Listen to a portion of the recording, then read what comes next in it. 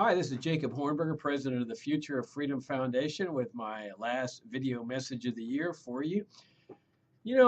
Some of you have commented on how I seem to remain optimistic about our prospects for liberty in what are really dark days. I mean, we all understand that the welfare warfare state is infringing on our rights, our freedom, our privacy.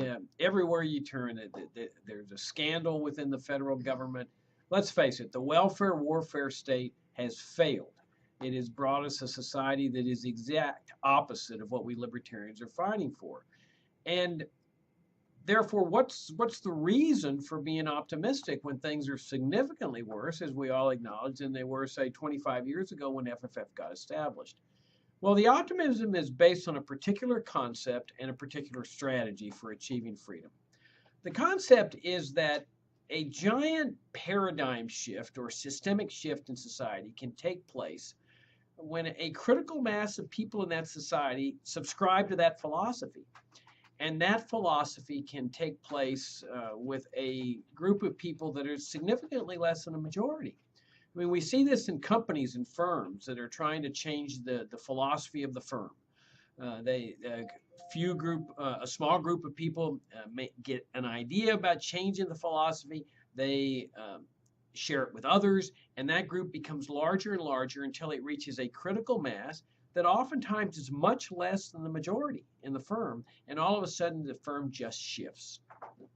I believe that exact same thing can happen in a society. That you can have a very tiny minority of people. And this is really how all great movements in history on liberty have been achieved, by a very tiny minority of freedom advocates that start promoting something radical like freedom of religion, that there should be no state involvement in religion. And that tiny minority meets with a lot of resistance, a lot of unpopularity, but it keeps persevering and persevering, maintaining an adherence to principle. It grows and grows, and finally, society just shifts.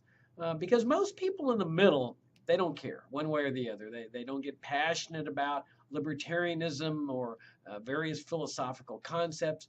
But the good part of that is also they're not going to resist if the movement starts to take place. So really, those of us that are fighting for the free society, our opponents are the tiny minority at the other end of the spectrum, the statists that believe in the welfare warfare state way of life. So the way I look at it is that we're just building this critical mass of people who believe in liberty and want liberty, and we very well may be very close to it without realizing it. People have been fighting for libertarian ideas for more than 50 years. And 50 years ago, they were saying, hey, we got to work for the long term. We got to invest in the young people because that's the long term. Well, I was one of those young people. And we are now in the end stage of their long run. And I think that we may be very close to reaching that critical mass without even realizing it. We see this phenomenon, especially in the electoral campaigns, like in Ron Paul's campaigns, where all of a sudden, hundreds of thousands of people popped up and self-identifying as libertarians. It was shocking. I mean, who would have ever thought that there were so many people out there self-identifying as libertarians? And that's what happens with the power of ideas.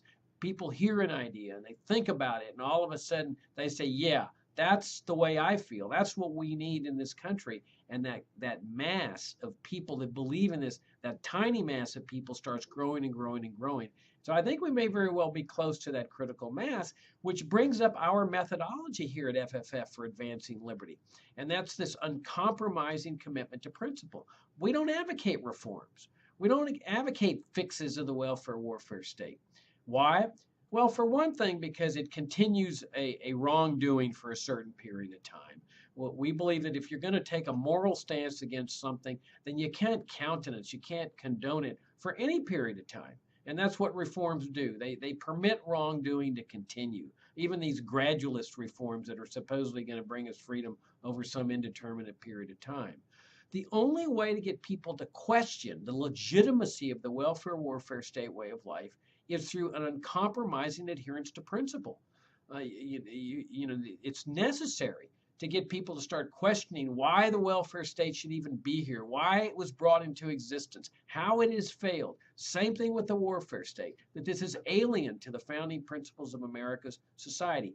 And then once people start realizing the illegitimacy of it, then they start joining up and helping us build that critical mass. It's necessary for this monumental shift toward a free society. So that's what we do. And the only way we do it is with your financial support. You know, our efforts to advance liberty by putting ideas on liberty out into the marketplace, and with the attempt to build this critical mass that can bring freedom in our lifetime, not some distant time in the future, but in the near term. We depend on your support to do that. We obviously have a great faith in the power of ideas, for good or bad. We believe our ideas are the sound ones. We need your support. You have enabled us to do this work for 25 years, and we can't do it without those of you that provide the financial means to do that.